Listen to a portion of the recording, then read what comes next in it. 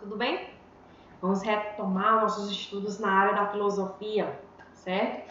Hoje ainda a gente vai tratar um pouquinho do livro 1, certo? A gente vai finalizá-lo, mas parece assim, os assuntos finais, eles estão um pouco misturados, né? Estão tudo junto misturado.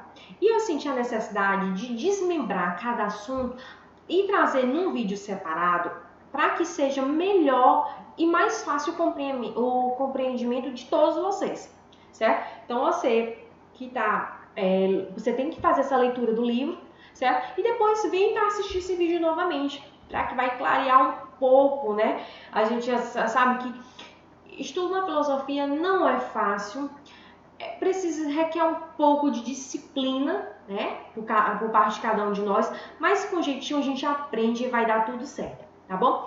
Então hoje a gente vai iniciar nossos estudos com Aristóteles, né? Esse grande filósofo. Para vocês terem uma ideia de como era a vida de Aristóteles, como ele se comportou dentro da filosofia, né? E como as suas atitudes ainda hoje repercutem, né? Nos dias, né? Nos nossos dias atuais, né? E ele é bastante lembrado até mesmo pelos seus próprios ensinamentos. A gente vai ver passo a passo como era, quem foi Aristóteles. Vamos lá?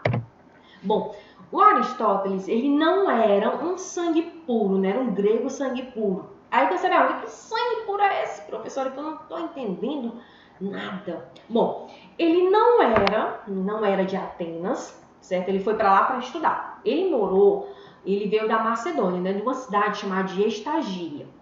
Lá, Aristóteles era um membro de uma grande família, uma família que tinha muitas posses, né? Tinha um grande status, né, dentro da sociedade. E os pais de Aristóteles, né, havendo a necessidade de encaminhar seu filho para Atenas para que ele pudesse ter uma boa educação, né? Então, resolveram, aos 17 anos, enviar Aristóteles para Atenas. E lá ele deu início aos seus estudos, né, na área da filosofia. E para onde que ele foi estudar? Ele nada mais nada menos que foi estudar na escola filosófica de Platão. Isso mesmo, Platão. Né? Platão foi um dos professores de Aristóteles, né? Ele teve a fundamentação filosófica baseada em Platão, mas vai chegar um certo momento que ele desapega de tudo que ele estudou com Platão. Né? Ele passa a criar seus próprios ensinamentos filosóficos. Né? Ele vai de contrário a tudo que Platão ensinou. Durante muito tempo, né, tempo que ele estudou na escola, ele adquiriu conhecimento por Platão, mas chegou um certo momento que ele deixou de lado esse ensinamento e criou seu próprio ensinamento, sua própria escola filosófica, né? E Aristóteles, ele foi sempre tão bom aluno que ele se destacou dentro da escola filosófica, né? Todos reconheciam, né? E achavam que o próximo sucessor de Platão seria Aristóteles, dado a sua tamanha competência e inteligência para tanto, né? E quando Platão morreu 20 anos após a chegada de Aristóteles, né, em Atenas, ele não foi o seu sucessor, né? Criaram um complô lá, eles tinham uma certa inveja, né, que Aristóteles era o queridinho de Platão, tiveram um atrito, né, e deixaram Aristóteles de lá. E logo Aristóteles se revoltou, porque ele tinha, né, essa ideia de que seria a melhor pessoa para suceder e aplicar os ensinamentos de Platão na prática, né? E não foi isso que aconteceu. Então ele ficou chateadíssimo, não gostou de ter escolhido um outro aluno, e daí ele sai de Atenas e vai procurar um lugar para firmar-se, né? E até mesmo para criar sua própria escola, né? Daí Aristóteles se torna o grande filósofo, né? Seu nome já traz um peso dentro daquela região.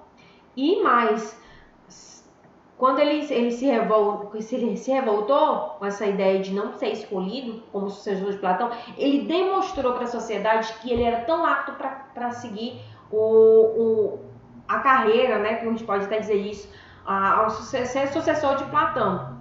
Só que ele não não continuou com os ensinamentos de Platão. Ele transformou, ele demonstrou, ele fez outras colocações. Então ele quebrou todos os paradigmas, tudo que foi ensinado por Platão ele deixou de lado e criou sua própria escola, né, trazendo novos ensinamentos. Depois que ele foi educado, doutrinado e disciplinado por Platão, ele volta para sua terra natal para criar uma escola de filósofos. Deu tão certo, que ele foi tão bem reconhecido, que ele, né, se tornou o tutor pessoal de Alexandre Magno, o Grande. Né? Para você ver como Aristóteles não era simplesmente um rapazinho que chegou lá em Atenas para somente estudar. Ele revolucionou todo o ensinamento na área filosófica. Né? E foi quando Alexandre Magno conquistou o mundo, né, o mundo grego, ele acabou preservando a cultura e incorporando a esse novo império. Né? Que Alexandre tinha tanta estima por Aristóteles, né, que ele se tornou seu confidente.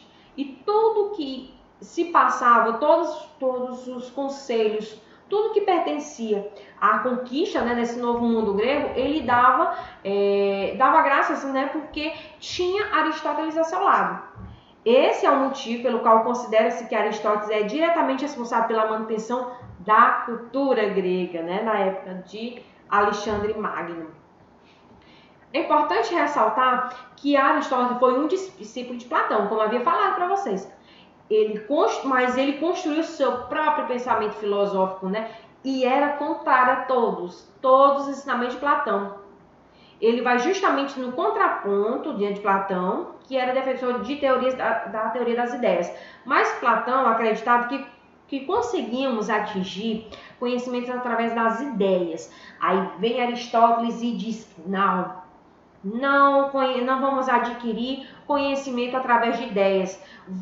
São os nossos sentidos que vão permitir o nosso conhecimento. Então, a razão que vai ser a base para a construção de nossas ideias, né? E nisso, quando ele fala em um mundo sensível, né? No sentido que tudo aquilo que a gente toca, vê e entra em contato, né? Que você vai adquirir esse conhecimento filosófico através da experiência. Falando um pouco do pensamento de Aristóteles, um dos mais importantes pensamentos dele é a metafísica, né? Para ele, existem dois mundos. Um mundo que nos dá sentido, né? E um mundo que vai além da física, né? Que é o metafísico. Isso seria a explicação para todas as coisas que foram criadas no mundo, né? A metafísica é um assunto extremamente importante para Aristóteles, porque é onde ele vai indicar grande parte da sua discussão, falas e ideias. Esse mundo metafísico é de onde você vai encontrar a estrutura e a origem para todas as coisas que possuímos no mundo que sentimos, não é? Então, dentro dessa ideia de empirismo, né, essa idealização, todas as coisas no mundo, né, existe um porquê delas ter sido criadas, né, e somente a metafísica poderá compreender e analisar o passo a passo de como foi criado, né? E já Platão não, ela só tinha um conhecimento das ideias, né? Ele era muito utópico, muito distante da realidade. Já para Aristóteles, ele trouxe à tona que através de experiências conseguimos elencar, conseguimos reinventar e dar sentido a tudo que foi criado, né? Quando a gente fala sobre tipos de relacionamento, quando falamos e trazemos Aristóteles para o assunto, temos dois conceitos básicos que temos que deixar bem claro, né? Que é o ético e o político, né? E Aristóteles vai falar desses dois tipos de relacionamento.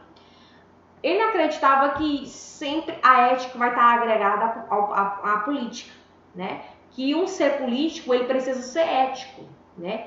E se você é um ser ético, você é um ser político, né? Então, esse tipo de relacionamento, existem dois tipos, mas eles são devidamente entrelaçados. O relacionamento ético, ele é com outro ser humano cujo objetivo é a felicidade pessoal, certo? Então, esse relacionamento ético, ele está voltado para as relações pessoais, né? O convívio com o outro. E já o ser político, ele é um relacionamento que visa o bem comum, o bem da coletividade, né? Quando você passa a ser um ser político, você não está voltando seus olhos apenas para o seu eu ou para a pessoa que está do seu lado, mas sim para toda a sociedade que está à sua volta. Esse tipo de relacionamento, ele tem o objetivo de promover a felicidade coletiva, né? Através das instituições. O que seriam essas instituições? O Estado. É a partir daí que vai estar surgindo o Estado, a organização das cidades, né? Aí você vai ver o justo, o que é certo, o que é errado, né? E Aristóteles vai trazendo isso passo a passo até você entender que a pessoa ela precisa ser tanto ética, né, viver dentro da sua ética, como viver a política. Porque no mundo você não necessariamente vai visar somente o seu bem-estar. Se quando você está bem consigo mesmo, toda a sociedade em sua volta estará bem, né? Então ele traz essa concepção de que a felicidade ela é alcançada quando o homem passa a incorporar esse ser político, né? Quando ele pensa no bem comum, né? No bem da coletividade. Para Aristóteles, o ser humano tem que buscar viver a sua vida plena por meio de seus talentos, certo? A gente vai ver agora, né, o que seria a ética na visão de Aristóteles. A ética, né, é o seu tema principal, né, é um tema principal dos seus estudos e ele delimita que é o bem e o significado que ele tem para o homem, né? Entre o certo e o errado, então a ética está para como se fosse o bem, certo? Somente quem conhece o bem é capaz de encontrar a felicidade.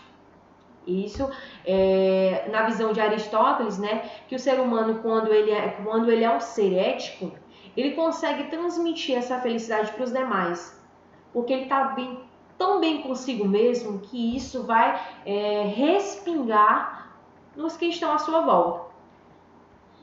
E que na filosofia Aristóteles não é um sentimento passageiro, né? A ética é uma obra de uma vida inteira, né? E daí você vai perguntar, professora, mas nem sempre uma pessoa mantém a ética, mantém a bondade dentro de si, o bem dentro de si. Tem momentos que o ser humano se reflete como uma pessoa maléfica, né? Então, Aristóteles acreditava que o cultivo, né, o cultivo da ética dentro do ser humano, ele era uma tarefa diária, né, que todas as pessoas deveriam cultivar o bem, e isso só iria engrandecer e alcançariam o momento, o status político, né? Porque seria o bem coletivo. Se você está bem consigo mesmo, então você vai desejar o bem para o próximo. Se você está com bem consigo mesmo e não deseja o bem para o próximo, então você não é um ser político, porque você não está pensando na coletividade, está pensando somente em si. E isso, na visão de Aristóteles, não era o certo, não era um ser ético. Em relação à ética, o bem leva cada indivíduo a ser capaz de viver com os outros. Na polis, né? Quando diz polis, palavra polis, mas entendam, cidades. Em outras palavras, a ética no campo individual prepara o terreno para a política, no campo coletivo. Para Aristóteles, a felicidade da política é a busca do bem de todos os homens. Então, como eu disse para você, um ser que ele cultiva, né, o bem dentro de si, ele está só preparando o campo para ser um ser político. Se ele quer o bem, se ele é uma pessoa bem, trata os outros bem, então ele é completamente perfeito para ser um ser político. Então, para Aristóteles, ele acreditava que ética e política elas andariam de mãos dadas. Eram dois tipos de relacionamento, mas que sempre andavam de mãos dadas.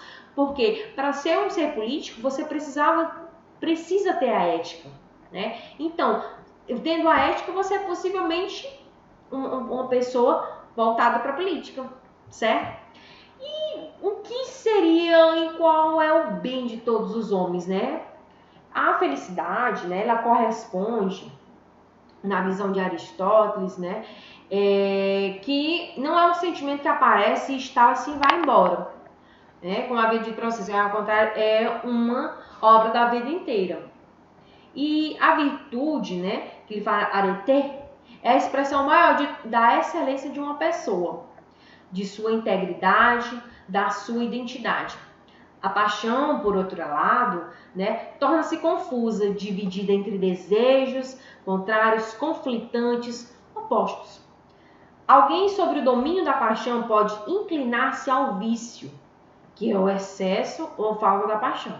Então, nessa visão de Aristóteles, que ele fala dessa virtude, que o homem, a virtude é a expressão maior da excelência de uma pessoa. Quando a pessoa é muito virtuosa, ela é completamente capaz de atender o bem da coletividade, do bem político, o bem ser político.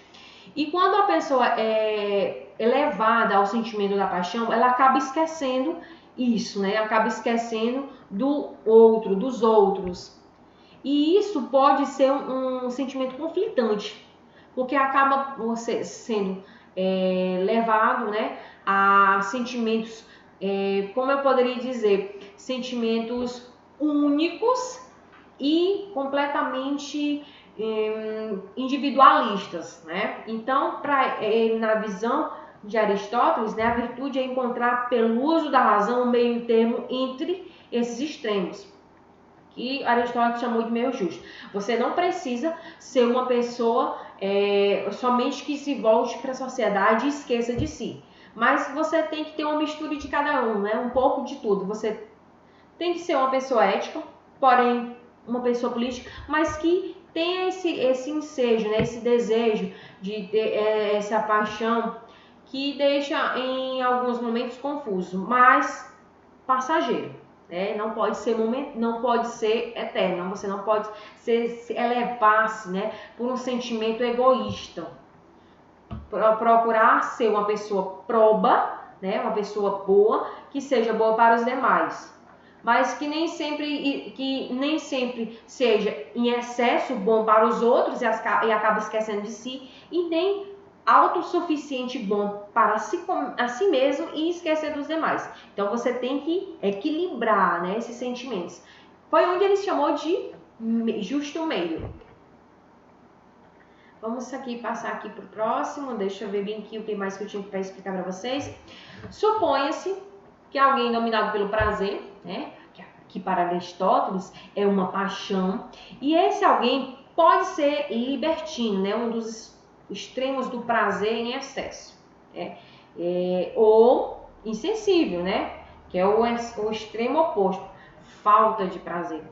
O justo meio aqui é a temperança, é a qual se chega pelo uso da razão. Então, você não pode nem ser elevado demais o sentimento egocêntrico, e também não pode ser se for ter um sentimento de inferioridade, ser um meio termo. Você precisa estar no justo meio, a temperança, dividir em níveis iguais.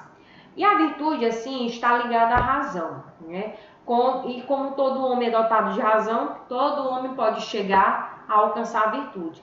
Basta identificar a paixão que o domina, reconhecer os seus extremos e procurar racionalmente o seu justo meio. Procurar o seu equilíbrio, a sua temperança. A maior das virtudes, segundo Aristóteles, é a justiça. Quando você chega no meio do justo meio, quando você verifica que não pode nem ser mais e nem ser menos, você vai chegar nesse momento, Você vai ser justo. E a sua força sobre as demais consiste em sua perfeição, Que, segundo Aristóteles, ele dizia muito que a virtude da justiça é algo inerente a todo ser humano. Todo mundo precisa ter esse conhecimento, não pode ser que deve ser imparcial, agir conforme a justiça, não ser tendencioso para um lado nem para o outro.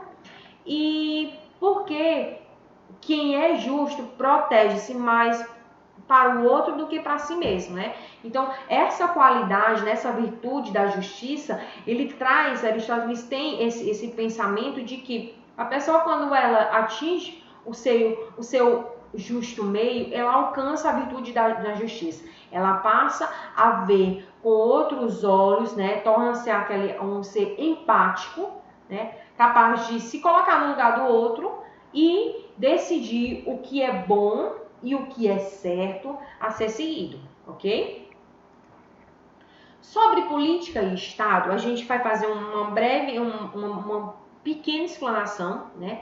Que como Platão, né, Aristóteles também fez seus estudos dos regimes políticos, né? Ele dividiu monarquia, aristocracia, a politeia ou a república, né?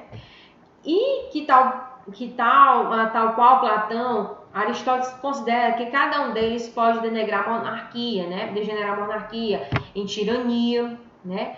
A aristocracia em oligarquia e a democracia em anarquia, né? Quando você entende que numa sociedade, numa polis onde não há democracia, vira-se a anarquia, né? Algo totalmente bagunçado. Então, o melhor dos regimes possíveis consistirá, né, em uma combinação do que há de melhor em cada um deles. Que, lógico, né, que numa democracia, numa sociedade onde todos têm voz e vez, que podem sim demonstrar os seus pensamentos, que conseguem, né, ser ouvido por um regente, né, por um rei. Então, assim, para que essa sociedade possa evoluir, ela precisa um pouco de cada um desses regimes políticos para a sua própria sobrevivência. E o melhor da república é a liberdade e a igualdade, né?